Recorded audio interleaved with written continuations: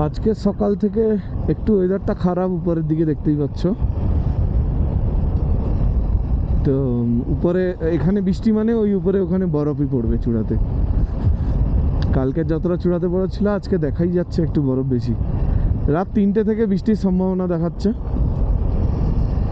তবে 3টে থেকে আমি জেগেছিলাম না, লোকাল লোকজন বললো আর কি।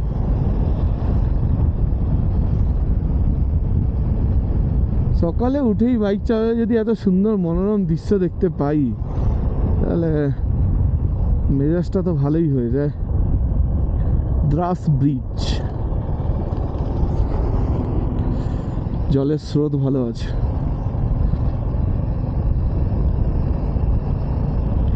তো শ্রীনগর দ্রাস থেকে প্রায় 150 কিলোমিটার, এক্স্যাক্ট 150-49 আর 151।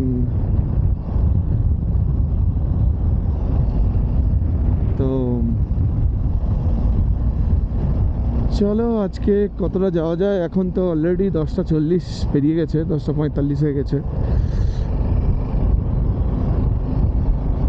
আমি চাইছিলাম মোটামুটি 10টার আগে, মানে 9:30-9টার দিকে বেরিয়ে যাওয়ার, বাট কালকে যেহেতু আমরা নিজেরা রান্না করে খেয়েছি তো ওই জন্য একটু লেট হয়ে গেল।